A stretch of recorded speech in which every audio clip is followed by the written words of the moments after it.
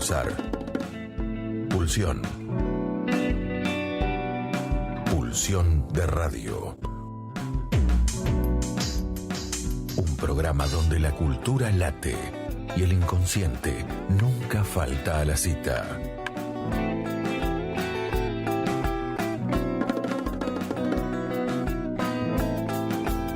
Conducción y producción: Gabriel Pulice, Luis Di Santo y Diego Yaiche.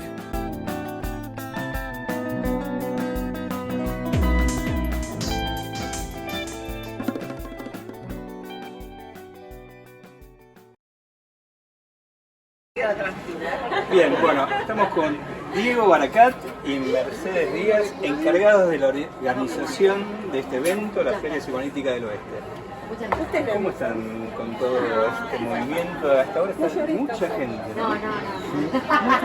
No, la verdad que no digo lo que te dije. Una organización, la verdad, impecable con el equipo que formamos, realmente que lo hablábamos entre nosotros. Nos conocíamos quizás del año pasado y este año es una propuesta en agosto, que se largó como 31 de agosto, no, porque el último día de agosto me dice el 9 de noviembre, le digo, está loco, no llegamos, acá estamos. Y yo le dije, si llegamos, incluso Mercedes era la que más se resistía a hacer 2 días de feria, me decía, el domingo vamos a estar solos, y ustedes están viendo la cantidad de gente que hay.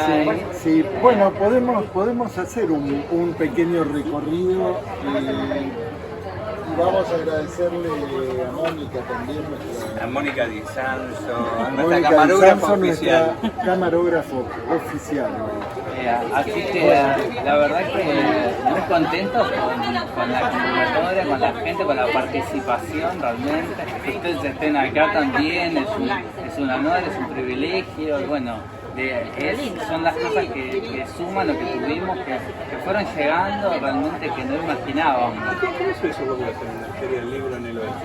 En realidad nosotros hace ya varios años que estamos tratando de armar un movimiento de encuentro acá en la zona y el año pasado hicimos unas jornadas después de la pandemia, teníamos ganas de que sea algo más experiencial las jornadas, entonces digo, ¿por qué no traemos libros? Que es algo que para nosotros es sumamente valioso y tan difícil de conseguir acá en el oeste. Entonces lo conocíamos a Diego, siempre nos ha aportado un montón desde la biblioteca y él nos hizo de nexo con muchas editoriales, muchas, 4 o 5, fue algo chiquito. Cuando les vamos a devolver los libros y le damos como la devolución, el agradecimiento, le decimos la verdad y nos quedamos con ganas de hacer algo más, sobre todo porque hubo como mucha buena repercusión de esto de traer los libros, ¿no? Y que le acercábamos a la gente ese valor tan preciado. Y quedó, hasta que vino el llamado de Diego de, che, hacemos una feria. ¿Quiénes más participan el grupo, en realidad, es Diego con el grupo psicoanalítico. Yo ahora estoy representando al grupo psicoanalítico del Oeste. Somos varios en la organización, somos 6 miembros del grupo. Está Laura Ramos, Natalia Mendoza, que somos las fundadoras. Está Daniel Ardanú, Marcela Rossi, Mercedes Girardengui, Valeria Souto y no sé si me estoy olvidando. Bueno, se me olvida alguien más. Así que somos varios. ¿En qué te quedaste pensando, Diego? No, en cuántas eran, es verdad. A ver, digamos, como el grupo, lo que digamos, la cabeza de la organización somos Mercedes, Laura y yo. Pero realmente el grupo del Oeste, que son las chicas que ustedes las van a ver en la feria con el cartelito, con la divulgación, que nos han ayudado y nos han asistido muchísimo en muchas cosas, con los autores, con las mesas, con las editoriales. Tiene una cuestión, la verdad que de mucho trabajo. La verdad es eso, mucho trabajo. ¿Qué recepción encontramos en las editoriales? En las editoriales la verdad que una buena recepción, las editoriales entusiasmadas con participar, quizás es un tema difícil económico de, digamos, las editoriales venir y traer, digamos, por la distancia, por contratar personas o lo que sea, pero digamos, muy dispuestas a gente que nos dieron libros de consignación en más de 20 editoriales, que confiaron en nosotros, que nosotros, bueno, fuimos buscando vendedores como para el evento, gente de confianza, gente que estuviera preparada como para esto o que conociera. Después, digamos, tuvimos una serie de reuniones donde los formábamos con el tipo de material que iban a tener, contándoles de psicoanálisis, de libros psicoanalíticos, entonces que pudieran saber, cada editorial tiene como referencias diferentes o suman algunos, entonces bueno, cada uno más o menos sabía que estaba orientado, entonces fue una feria preparada, realmente con poco tiempo, pero digamos con muy organizada. Digamos que hay toda una trama, ¿no? Que incluye, bueno, el trabajo de muchos años, ¿no? Porque la confianza de las editoriales no se gana por generación espontánea, ¿no? En eso es verdad. Yo hace tantos años como bibliotecario, conozco a los dueños de las editoriales, fui hablándolos personalmente a cada uno y contándoles el proyecto. La idea también es volver a hacer otras ferias el año que viene, otros ciclos de ferias, entonces a las editoriales contarles de que esta es una primera experiencia, que tenemos la idea de continuar con otras ferias, entonces para ellos es una apuesta, pero también es un voto de confianza. Entonces a nosotros que Letra Viva, que Morrortu, que Novedú, que Vieves, estuvieran, APA Editorial también estuvieran presentes, Topía, digamos, la escuela de traducción, la escuela son más de 30 editoriales que están presentes. Incluso otro cauce que vino de Rosario, Cielo Invertido también de Córdoba, hay gente que ha viajado, Soroy, que ha mandado, bueno, nos contactó Soroy, la editorial que está en Barcelona, se enteró de la feria y quiso participar. Quisieron participar y que querían decirle, me mandaron un mail diciendo, Diego, ¿quién está organizando la feria? Queremos participar nosotros, tomar el contacto con la distribuidora acá en Argentina, que es Salerno, que bueno, queremos participar y muchos, a ver, fue muy rápido el tiempo y hay algunas editoriales y cosas que estaban con otros compromisos o tener que no poder participar, pero bueno, con los libros están presentes. ¿Cómo consiguen un lugar? Acá esa lo es la parte local y que Diego me dice, ¿cómo hiciste? Digo, ¿cómo pasa en los pueblos? Porque conozco a la gente que trabaja acá y que forma parte de la asociación. ¿Qué es este lugar? Esta es la asociación, la Cámara de Comercio de Morón. Ellos hace muchos años que están acá y después de la pandemia dejó de tener el funcionamiento que tenía este espacio físico y la presidenta actual de la Cámara de Comercio es la primera mujer presidenta y está tratando de darle como una mirada distinta a lo que es la Cámara de Comercio y entonces yo buscando un espacio para poder ofrecer ciertos encuentros dice, bueno, yo voy a hacer lo posible para abrir el lugar porque realmente me parece que tiene un valor que está bueno aprovechar. A pesar de todas las resistencias, lo logró, bueno, y acá estamos y muy contentas porque nos dan como toda esta disposición que yo le decía a Diego, podemos buscar otro espacio, pero yo sé que acá nos abren las puertas para que nos movamos como en casa. Ahí además, a ver, ellos venían haciendo los encuentros de contenidos clínicos que se venían realizando acá. Yo ya había visto fotos de los movimientos, de las actividades que estaban hechas, ya me gustaba eso. Entonces, cuando el 1 de septiembre que nos juntamos, que venimos para acá, vimos el espacio, a mí me encantó, las chicas ya lo conocían, entonces es donde pude, digamos, imaginar los espacios, hablamos juntos, digamos, ellos ya lo conocían, yo no, y bueno, plantear todos los espacios para la feria, para la dinámica, donde bueno, tenemos una planta baja, todos los stands, dividido, acá tenemos un espacio principal, el salón virtual, el otro en la entrada y este hermoso jardín donde estamos, que la gente del catering armó este espacio y en la planta alta van las salas como para hacer las presentaciones de libros. Sí, la verdad que maravilloso el lugar. Y bueno, muchas gracias Díaz, muchas gracias Diego Baracá. Y bueno, y Pulsando Radio presente también en la primera feria del libro psicoanalítico del oeste, en la ciudad de Morón. bien, vamos entonces a una pausa. Como la radio. Y enseguida estamos con... Bueno, estamos en el aire, ¿no? Sí, estamos en el aire. Bien, estamos en la ciudad de Morón, en la primer feria psicoanalítica del oeste. Bueno, y estamos con una de las escritoras que está presentando su producción en esta feria, que es Elga Fernández. Bienvenida al oeste, Elga, y Elga Fernández, por supuesto, nos conocemos hace mucho. Y bueno, y bienvenida a esta producción itinerante de Pulsión de Radio. Sí, portátil. Es una producción Haciendo portátil. juego para el Sí, es una producción portátil, pero que no está a mano, ¿no? Hemos tenido que improvisar acá un escenario. ¿Hoy empezaron con esto? Un estudio.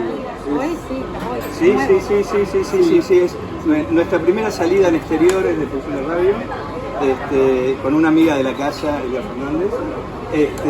Y bueno, y vamos a charlar sobre la hiperstición, su última producción. ¿Qué es la hiperstición? La hiperstición es, yo lo cuento cronológicamente, si no es un quilombo. Cronológicamente es un término que inventaron en el departamento de la Universidad de Warwick en el 93, Nick Lance, Andy Plan, Mark Fisher y otra gente, que no solamente venían de la filosofía, sino que venían también del campo de la cultura. Era como una especie de barbecho cultural lleno de pensadores y de gente de la música. Por eso yo hubiera pasado a ver, me parece, además de toda esta cosa. Entonces empezaron, esa unidad se llamó la Unidad de Investigación de la Cultura Cibernética. Por primera vez se metodologizó los efectos de la cultura cibernética. Y lo primero que rastrearon entonces fue la hiperstición, que es en principio un neologismo que ellos inventaron por hype, hiper grande, exacerbado, digamos, y tición por la segunda parte de superstición.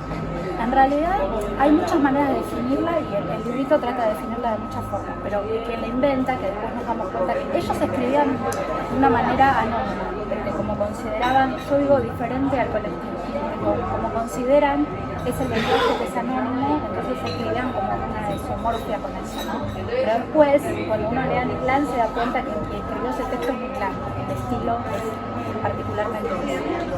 Entonces, él la define algo así como la tecnociencia de la profecía autoconocedora.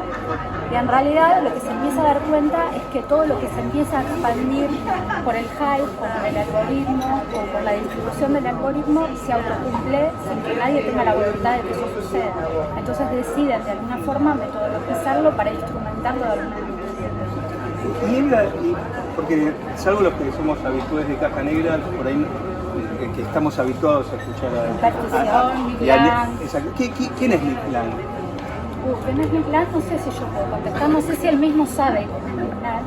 Me parece que es un tipo polifacético, esto lo estoy diciendo desde mi punto de vista, ¿no?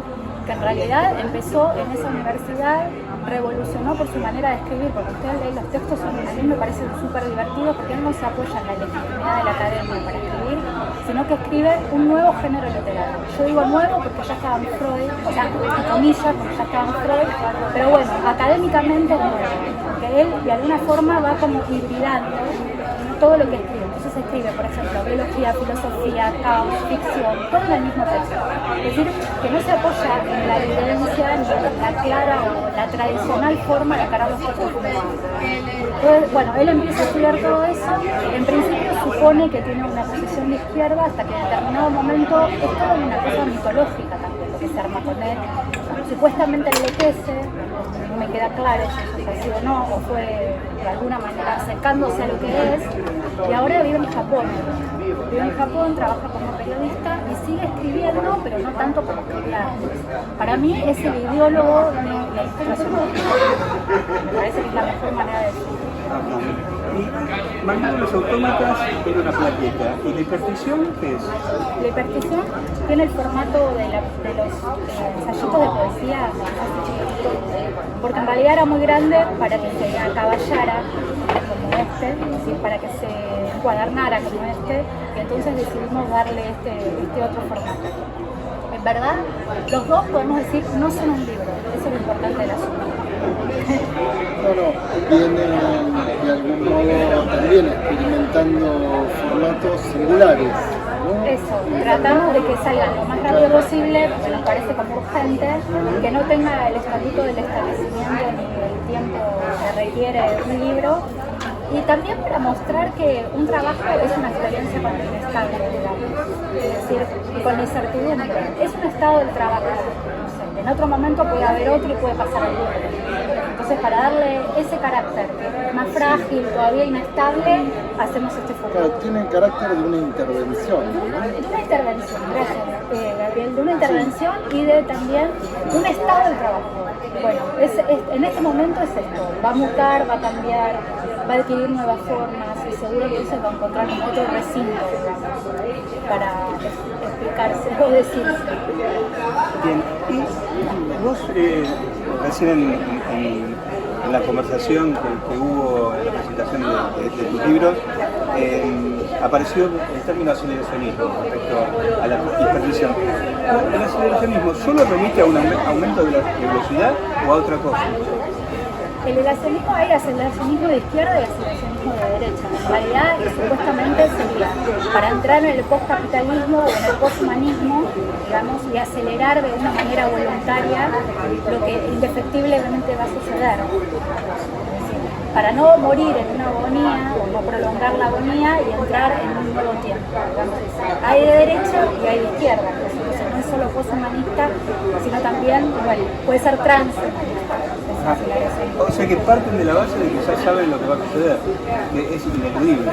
Parten de la base de que hay un exterior, digamos, que nos excede a todos, y que ese exterior, más allá de lo que nosotros hacemos, incluso de la tecnología, se está acelerando. Y que esa aceleración provoca nuestra aceleración, incluso la aceleración tecnológica. Entonces, retroalimentar esa aceleración para alcanzar la aceleración más rápida.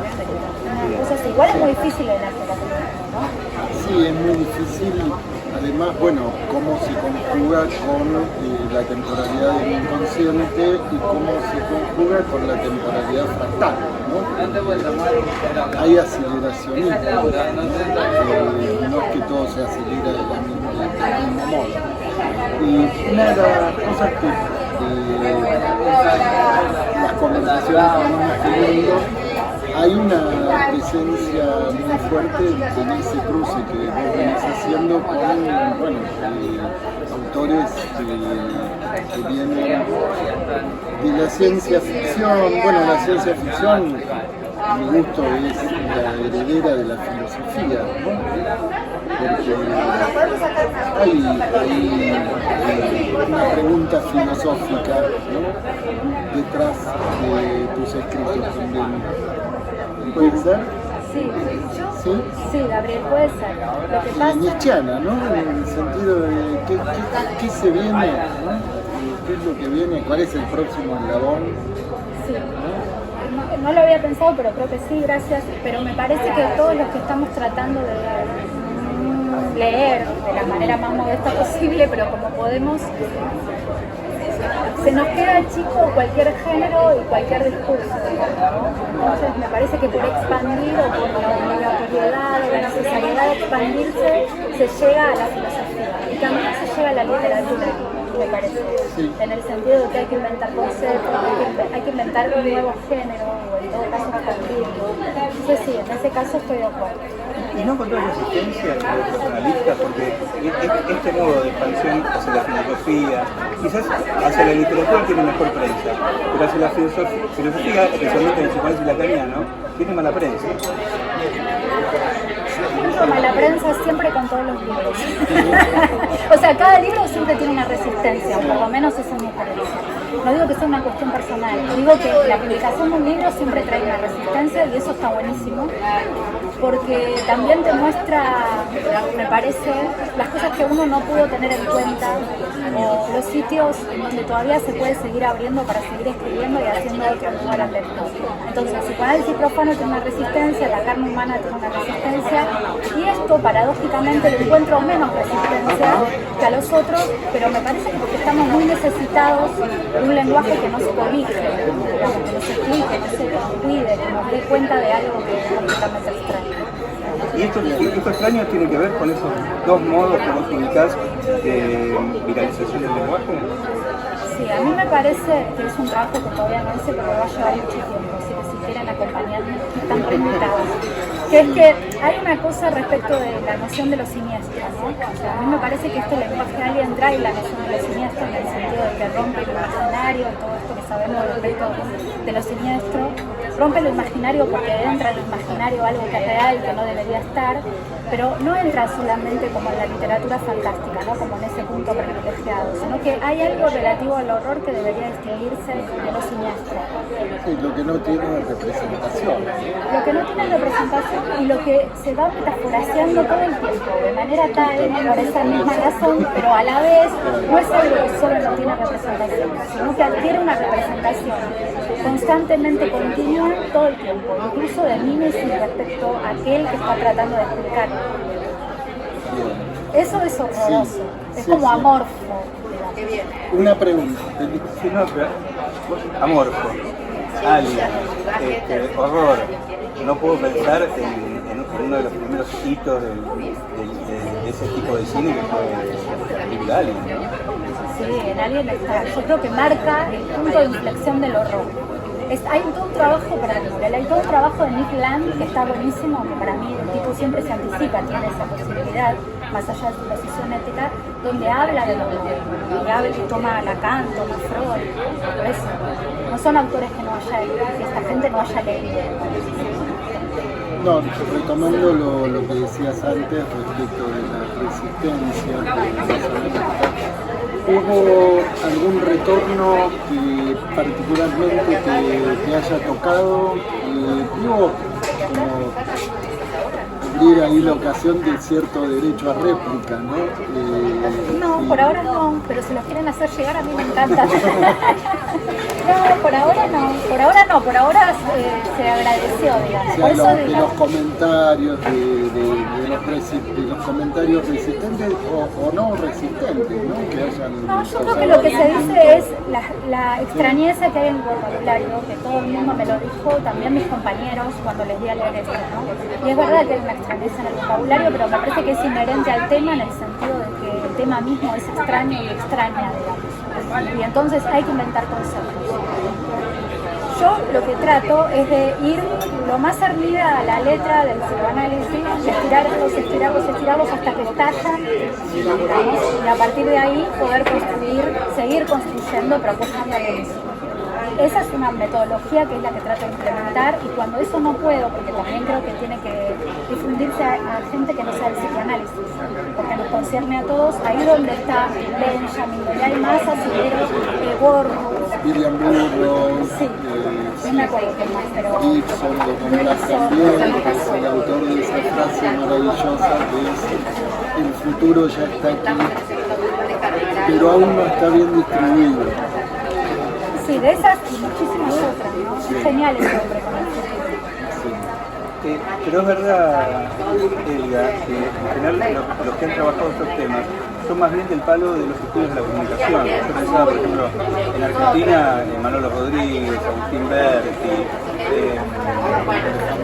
Flavia Costa, ¿no? O sea, quizás incluso ellos están como más habituados a este tipo de lenguaje, ¿no? Entonces me parece que los analistas en general no suelen leer estos estudios que vienen más allá de la comunicación. Por eso me parece importante hacerlo, no por decir lo que otras personas ya hicieron de una manera muchísimo mejor que la que lo digo yo, porque además tienen el vocabulario para hacerlo y el estudio para hacerlo. Yo en ese punto toco de oído, digamos. Entonces bueno, seguramente debe haber muchas imprecisiones desde ahí. Lo que intento es construir desde el psicoanálisis. Exacto, Esa cuestión. exactamente, porque a estos digamos, pensadores, son gente bastante joven, les cuesta mucho entender cómo pensamos los analistas del sujeto, ¿no? Entonces, ahí es el punto, cuando llegan ahí, es el punto donde ellos hacen agua y donde podría haber la posibilidad de empezar a poder a dialogar con los desarrollos que ha hecho el psicoanálisis. Yo le pasé a algunas personas, por ejemplo a Luis García, a Roque Ferrán, que ahora no me acuerdo bien más, pero que vienen de la filosofía o de la sociología, y es lo que escuchan es el psicoanálisis, ¿no? Bueno, escuchan eso, pero digo esto para contrastar. Me parece que el psicoanálisis sí viene a introducir la cuestión del sujeto del inconsciente, o sea que lo que propone el psicoanálisis en relación a la palabra y al inconsciente, que poco se nombra, también nosotros nos nombramos, cada vez menos el inconsciente, ¿no?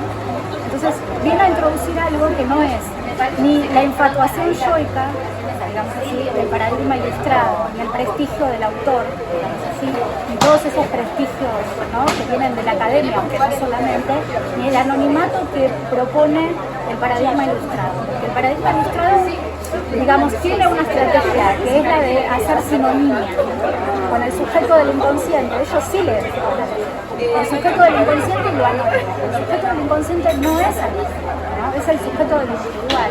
Tiene una marca, hay una identificación, en todo caso es lo colectivo, pero no es lo anónimo. O sea, a mí me parece que el psicoanálisis introduce una tercera posibilidad que saca del binomio paradigma ilustrado, que saca del binomio lo anónimo, la exacerbación yoica, el prestigio de los autores, de toda la mar y el coche que traemos como vicio.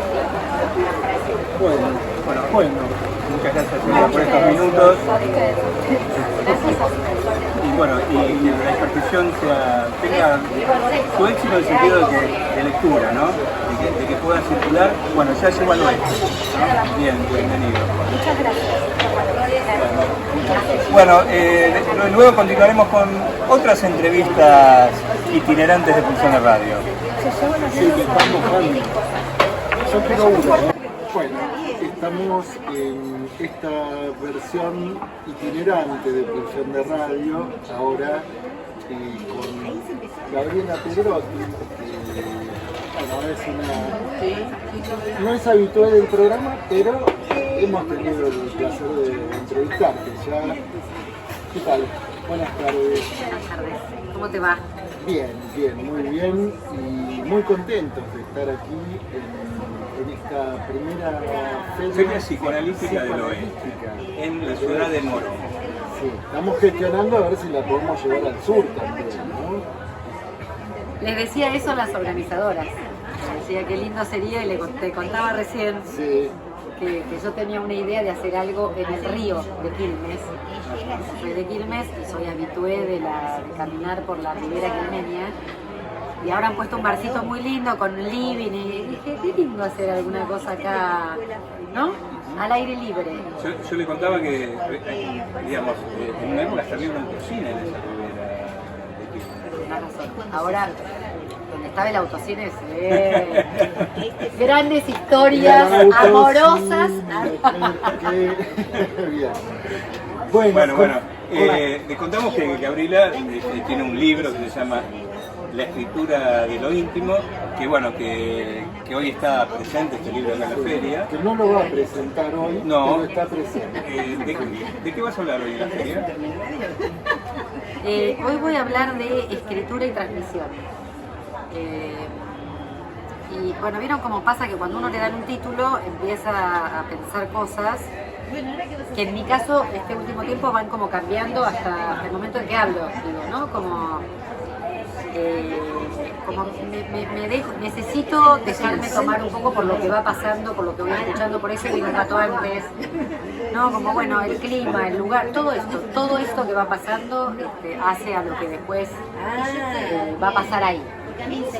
Lo que digo es que tiene que ver esto un poco con el libro, que necesito sorprenderme un poco de que la escritura no esté antes. Bien, cómo te toca lo que acontece. Las quiero presentar al doctor Ah, Patricia bueno. Carpelli, a Gabriela Pedrotti, que ¿cómo te va, Porque Patricia? estamos en medio de la Estamos en medio de la entrevista. Están saliendo Pero bien,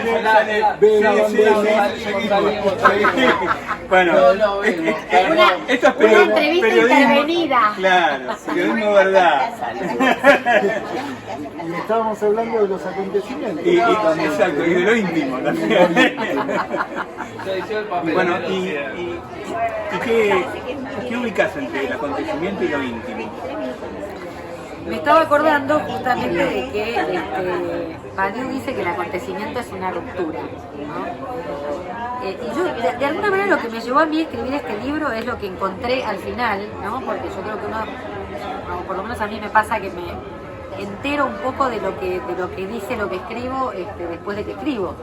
O sea, a mí me parece que la escritura no es de lo que uno sabe, sino que uno escribe para enterarse. Yo digo que a mí eso me pasa también con los viajes. Cuando termino un viaje me entero de qué fue ese viaje. Exactamente. Tal cual, el efecto está... La ¿no? escritura es el viaje. Que uno empieza y no se Es un viaje. Y leía una frase me acordaba de una frase también de Dorá que dice escribir es perderse de uno mismo, ¿no? Yo creo que algo que a mí me harta mucho es cuando tengo mucho a mí mismo. ¿Entiendes? Que hay una cosa de mismidad que no tiene que ver con lo mismo. En principio eso, ¿no? Está pensando a Durán en Ojos de Perro Azul, ¿no? Ahí creo que ahí se ubica claramente. Tremendo ese libro. Bueno, entonces yo lo que me venía pasando y con la experiencia del análisis y de escritura y demás, a mí me gusta mucho la poesía y creo que la poesía nos conecta como más directamente con eso, que es que a mí me parece que nuestro recorrido como seres humanos es partir de la intimidación para construir lo íntimo. O sea, yo creo que nacemos intimidados por el otro, la sociedad, el colegio, y que con suerte y con, ¿no? Como decía Fernando Ulloa, bueno, esto, ¿no? Como nacemos viejos y con suerte nos vamos, siempre decimos esto, ¿no? Hay gente que tiene la suerte de rejuvenecerse con los años y otras siguen viejas, ¿no? Y bueno, esto, ¿no? ¿Cómo lograr encontrar algo que efectivamente sea una novedad? Y que eso tiene que ver, sí. La novedad no es la novedad es que pase por lo íntimo, eso es la novedad. La novedad no es hacer algo original, porque se confunde esto, ¿no? Sí, una pregunta, porque ¿seguís encontrándote novedades en Fernando Ulloa? Sí, siempre, constantemente, es una cosa tremenda. Porque aparte me vuelvo, creo que marcó mi vida profesional muy fuertemente. Yo me empiezo a formar en el lacanismo, digamos, con Isidoro Beck. O sea, yo empiezo al mismo tiempo a estudiar con Isidoro Beck, a mis 19, 20 años, entro a la escuela freudiana muy joven en ese tiempo. Y también viajo a Cuba, estoy en un congreso de psicoanálisis y psicología marxista, escuchando a Fidel, miro así para el lado, lo tenía Tato Pavlovsky, Armando Bauleo, me pongo a charlar con ellos. Y en un momento, como yo hice psicología social, a la par de psicología, la carrera de Jean Rivière, nada, nos pusimos a charlar que yo, y en un momento, bueno, Tato me dice, ¿te animás a? Me están pidiendo acá que quieren formación institucional. ¿Te animás a conectarte con Ulloa cuando llegues a Buenos Aires?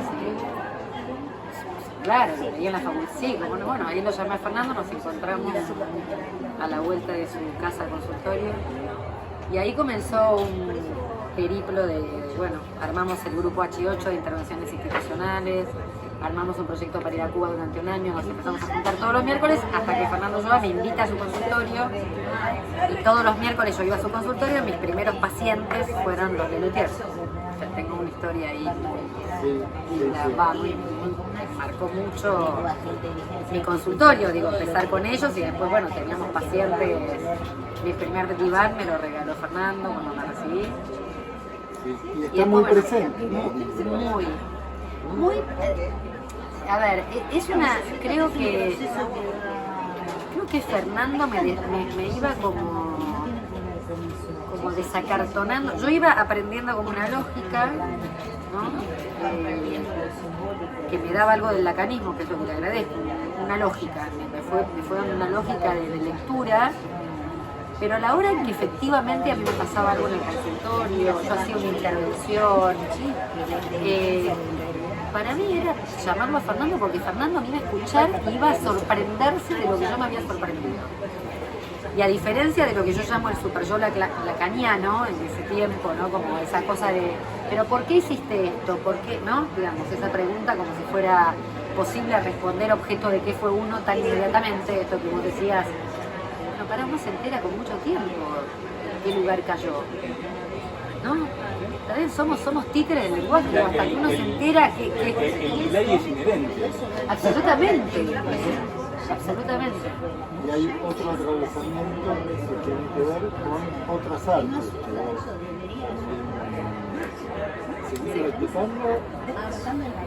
Bueno, la escultura, ¿no? Como la escultura fue algo... La escultura. Yo, bueno, estudié Bellas Artes en Quilmes, cuando tenía que elegir mis carreras estaba entre Bellas Artes y Psicología. ¿Y había Bellas Artes en Quilmes? Sí. ¿Y de muy importante. ¿De quién dependía? ¿De la municipalidad? Ah, de la municipalidad. ¿Tenía una escuela de Bellas Artes? Sí. Nada, hice ahí esto que uno va a Bellas Artes, te llevan de chiquito a Bellas Artes y seguís, y bueno, después yo me mudo a Capital, empiezo en talleres. Siempre me gustó la escultura porque a mí me gusta el volumen.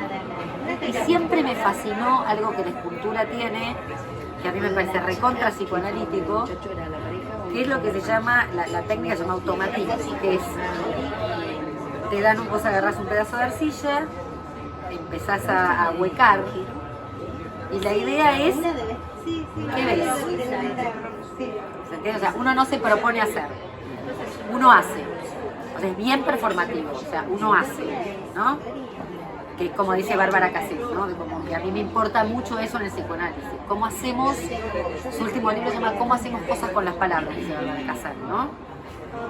Por eso digo, no es armar un mundo con el decir, que el decir cree ahí algo, cree el afecto, cree el objeto, cree ahí, en el momento que se está diciendo, no antes. Bueno, con la escultura pasa eso. El lenguaje como performativo, ¿no? Exacto, lo toma de Austin, el lenguaje como performativo. Y en la escultura, bueno, entonces, claro, pasa que mucha gente se angustia porque, no, decime qué tengo que hacer, decían en el taller. Y a la larga, cuando vos mantenés un tiempo el desarrollo de la escultura, te empezás a encontrar con que no te sale, porque te van saliendo las mismas cosas, te encontrás con la repetición. Entonces, por ejemplo, yo hacía hacía grupos de grupos entrelazados, parecían como grandes orgías, unos arriba de otros, ¿no? Hasta que en un momento hago una mujer, ¿no? ¿Te quedaste pensando? No, te estoy escuchando atentísimamente. Para mí era re importante esa posibilidad de haber podido, ¿no? Porque realmente es un trabajo, ¿no? O sea, trajiste una forma una forma femenina de ese conjunto de personas entrelazadas. Medio que primero fue amor, fue después, ¿no? De esa masa. O apareció, de golpe se da a ver eso, se me da a ver eso, ¿no? Como se me da a ver, es como una aparición, tal cual. Y tenía muchísimo miedo de meterlo en el horno. Y efectivamente, ¿qué pasó? Lo metieron y se partió. Fue la mujer partida, pero yo tenía una angustia. No importa, pero este no es el relato que yo acá termino el libro. El libro tiene distintos capítulos. Hay una escena muy hermosa de un autor belga que tiene que ver con el hacinamiento en la época de la Shoah. Bueno, no me acuerdo el nombre del autor, se me acaba de ir, pero en una escena de hacinamiento una pareja se encuentra, un hombre y una mujer se encuentran y terminan sin saber cómo haciendo el amor en ese lugar hacinado, en ese lugar tremendo, ¿no? Penetrados buscando otra cosa que no sea lo que estaba pasando. ese fue el texto que a mí me rompió la cabeza y dio lugar a pensarlo, ¿no? Algo absolutamente externo que de golpe te conecta una palabra, una mirada, algo que te hace entrar otra cosa. Y que lo íntimo no tiene que ver no necesariamente tiene que ver con el espacio, ¿no? Digo, porque ahí lo íntimo aparece efectivamente, como decís vos, en una escena de hacinamiento, ¿no? Y que en esa escena se pueda armar lo íntimo es increíble. Por eso hay que quitar un poco lo imaginario. No es que lo íntimo está en una habitación a solas o en una luces bajas, con luces bajas. Ese imaginario, o con una relación sexual es íntimo. Hay relaciones sexuales que no tienen nada de intimidad y conversaciones que te dejan una sensación de íntimo absoluto. Entonces, sí. No, que ahí me acuerdo de un poema de Bukowski, Aire, Luz, Espacio, Tiempo, que dice más o menos que uno tiene la idea, le habla, ¿no? De los muchachos, que vos creés que para crear hace falta aire, luz, espacio, tiempo. No, vas a crear con 5 chicos subidos a la cabeza, con... Disculpa que me había solo porque hemos tenido una pequeña conversación hace un rato con Gabriel y Gabriela respecto a una contingencia que le ocurrió para este verano. Así que esta conversación viene muy bien, ¿no? Porque, bueno, por ahí no necesitas todo eso para crear, ¿no? Ni en la cocina, ni en puede ser en medio del hacinamiento. Eso, es que tal cual. Es que te pasa, no te pasa que en algún momento decís, cuando voy a escribir, me voy a sentar hoy a las 4, escribo y no te puedo. Y en un momento decís, ¿no? Encontré alguna escritura hoy acá en este instante, o una idea, o... ¿no? Es así. Podemos contarle al público que nos va a ver qué fue lo que te pasó, si no, va a quedar como muy entre nosotros. O tiene que quedar en la intimidad. Bueno, claro. No, se puede. Bueno, contalo, Gabriela, ¿qué fue lo que te pasó? No, estaba... Bueno, cuento eso y después cuento... Sí. ¿Vos decís lo de Pinamar? Sí. No, me había imaginado, digo, estoy pensando en mi próximo libro, la escritura, entonces, bueno, alquilo, me encuentro un lugar hermoso, frente al mar, un departamento divino, me cerraba el precio, aire, luz, toda esa historia, espacio, la mesa, otra mesada para la cocina, que me encanta cocinar, digo, bueno, voy a estar ahí escribiendo, hermoso, no sé qué, bueno, ya me entero que me han estafado. Se llama Horizonte del Mar, de paso lo digo porque también hay que avivar a la gente de que no, por las dudas. Bueno, nada, así que esa escena romántica que me había armado esto, ¿no? Como la escritura no tiene nada de romántico. A mí me parece que la escritura es algo dificilísimo y que realmente nos exilia de nosotros mismos. Y es durísimo encontrarse con nosotros. Creo que esa idea de uno se siente escribir, no, uno la pare escribiendo, uno sufre escribiendo, sí, qué linda la escritura, hay una cosa como muy romántica del escritor, a mí me parece que es dificilísimo encontrarse con algo de escritura. ¿Por qué? Porque te exige de vos mismo, lo que dije antes, o sea, si realmente hay escritura, vos no sabés qué está pasando ahí, no tenés la menor idea, si efectivamente hay un efecto de escritura, que es un poco lo que... el último capítulo del libro, hay un capítulo que me gustaría, que se llama Desesperación, Intimidad y Asombro, que ese texto tiene muchos años, yo decidí incluirlo en este libro. Yo escribí ese libro cuando entré a la escuela freudiana, pocos años entré a la escuela freudiana. Yo estudiaba con Isidoro B, fue mi primer maestro, y después Ricardo Rodríguez Ponte y Carlos Ruiz, fueron mis últimos maestros que se murieron estando yo en formación con ellos, ¿no? En ese tiempo. El seminario, el último día que lo vi a Ricardo Rodríguez Ponte, me regaló RCI traducido por él. Tengo RCI traducido por él. Y Carlos, que iba a la casa y yo le contaba mis ideas sobre la desesperación. Vamos a mostrar algo, ya que estamos hablando de Carlos Ruiz, Dale. porque sí, claro. adquisición que he hecho, acaba de salir de Carlos Ruiz, Topología, Superficies, el curso 2004 de la ESBA, editado por la editorial de la Escuela Freudiana de Buenos Aires, con la edición de Carlos Marcos, que podemos anticipar que próximamente estará en Pulsión de Radio. Y bueno, es una joyita que encontré hoy acá en la feria. Sí, que yo tuve, le contaba a Diego que yo tuve la suerte de estar en el cartel de publicaciones que gestó todo el armado de este libro, así que todo va... todo fluye, así en este. Bueno, termino con lo del hueso. Termino con esto de. No, desesperación, intimidad y asombro. Un texto que lo charlo con Carlos en su momento. Había un concurso, la escuela se le ocurrió hacer un concurso para analistas con menos de 5 años de formación. Y ese texto fue el primer texto que yo sentí que podía decir algo que yo pensaba. Que no eran esos textos monográficos que uno hace al principio, sino que era un texto, porque a mí me parece que los pacientes llegaban desesperados, no angustiados. Yo dije, la desesperación es otra cosa que la angustia. Tiene que ser otra cosa, no es la angustia, es otra cosa. Y ahí me puse a leer el Tratado de la Desesperación de Kierkegaard, y entonces descubrí que había, una de las frases que recuerdo de ese texto es: la desesperación es la pesadilla de la vigilia. Y un poco trabajé y me pareció que había como un tríptico que se podía recorrer en un análisis, que es de la desesperación, intimidad, asombro, porque la pregunta también que lo guía es: ¿por qué los adultos tenemos el asombro? ¿No? ¿Por qué en los niños es algo tan común y los adultos lo vamos para el Bueno, ese texto es un texto que quiero mucho, que tiene como... Porque ese texto en su momento gana el primer premio, esas cosas que hacía después de poder hacerla. Pero bueno, lo lindo es que fue un texto que yo pensé que iba a ser un texto que se iba a rechazar y fue aceptado, digamos, por la comunidad analítica. ¿Lo seguís queriendo? Lo sigo queriendo. Sí. Y me sigue diciendo cosas ese texto. Bueno, mi última pregunta, Gabriela, porque vos hiciste una conexión ahí que para mí fue como una cosa novedosa, entre la intimidación y la intimidad. ¿Me decís algo más sobre eso?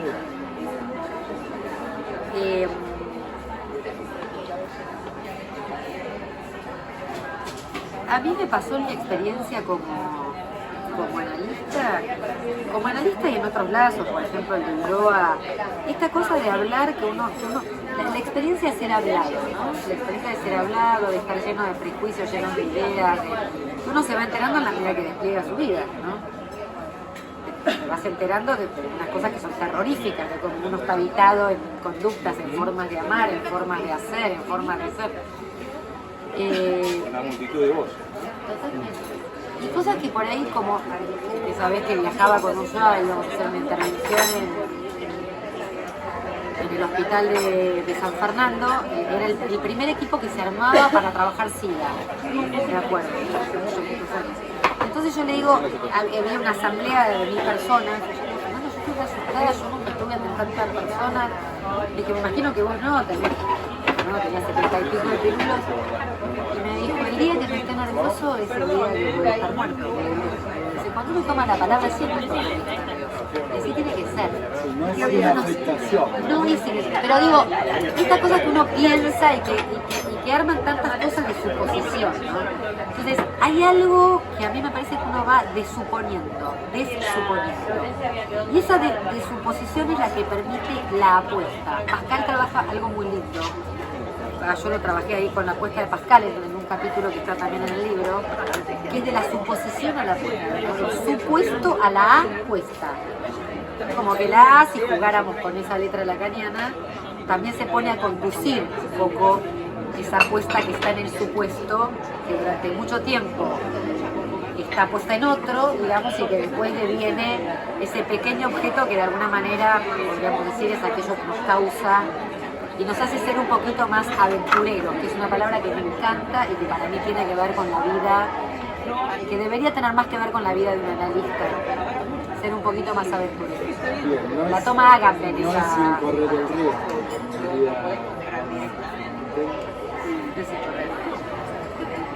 Bueno, Gabriela, minutos acá al aire libre. Gracias. Y bueno, te esperaremos seguramente en el estudio próximamente en la quinta temporada. ¿eh? Bueno, muchas gracias. Gracias. Gracias.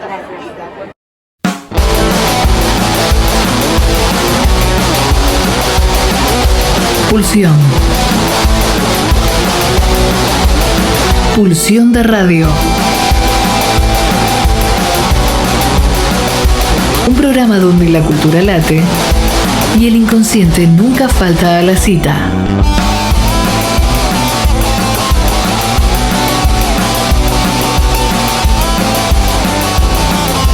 Nos volvemos a encontrar el próximo jueves de 22 a 24 aquí, en la RZ.